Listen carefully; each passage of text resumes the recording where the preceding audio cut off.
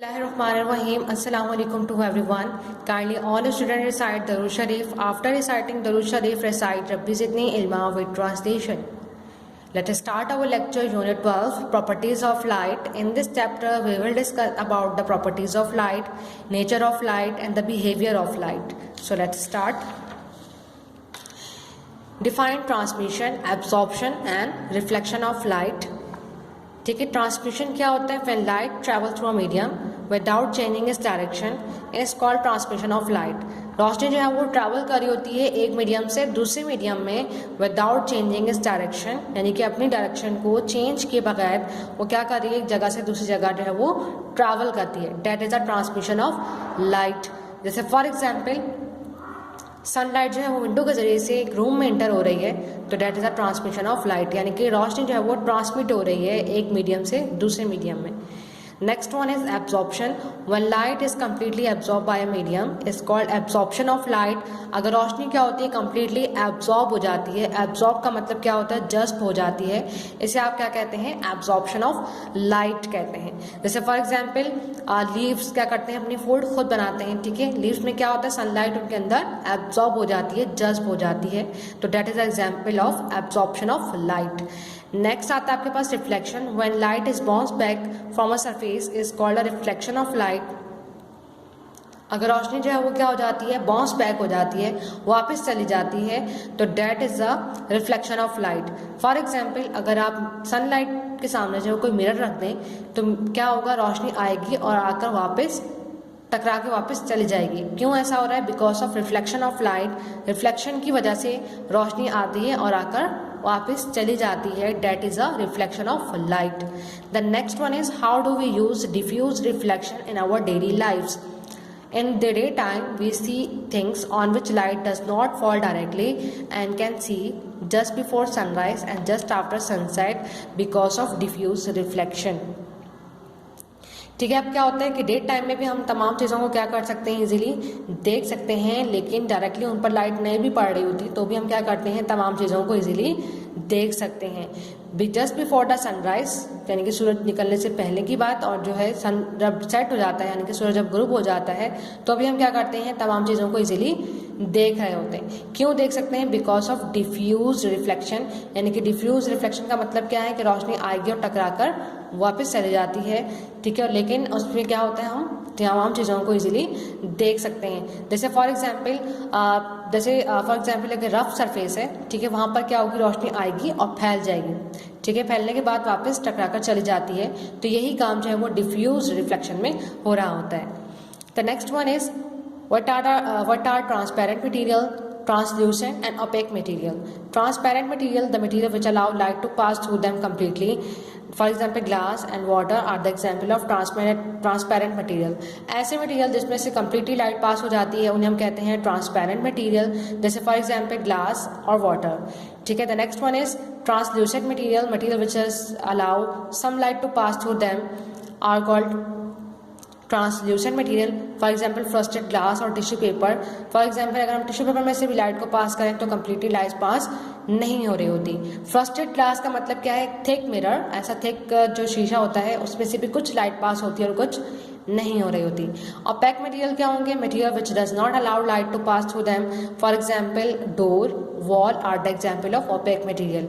ठीक है, ऐसे मटेरियल जिसमें से कम्प्लीटली लाइट पास नहीं होती और called opaque material like wood.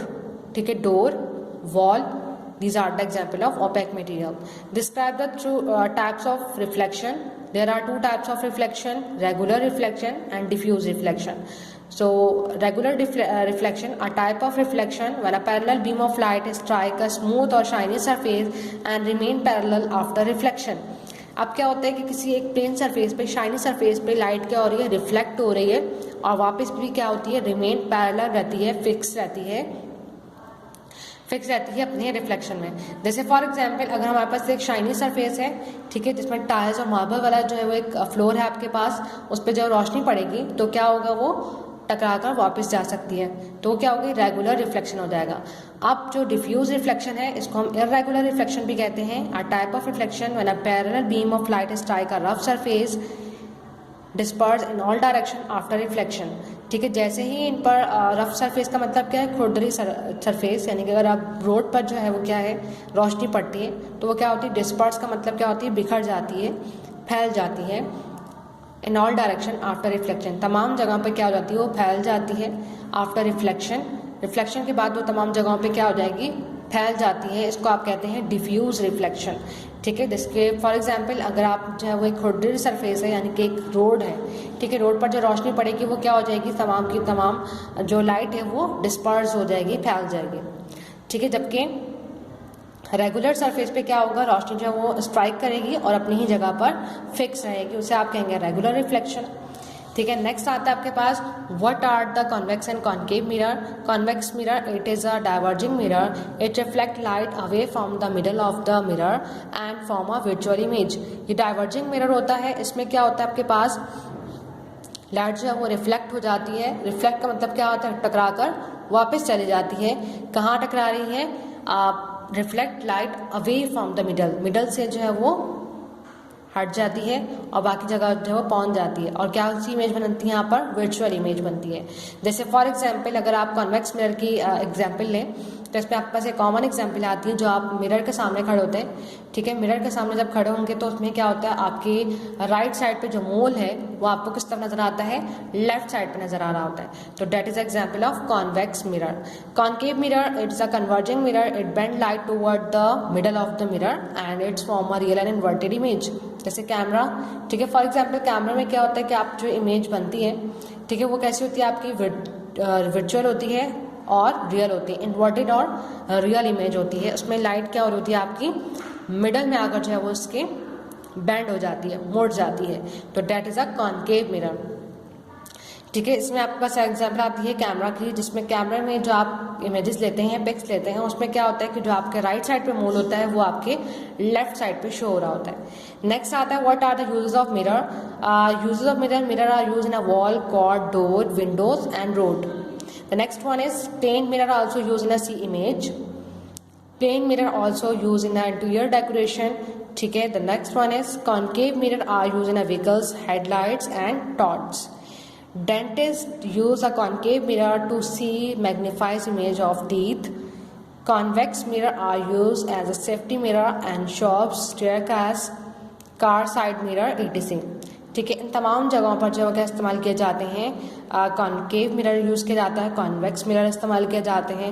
ठीक है, कुछ प्लेन मिरर कौन सा होता है, जो आप अपनी इमेज देखने के लिए इस्तेमाल करते हैं।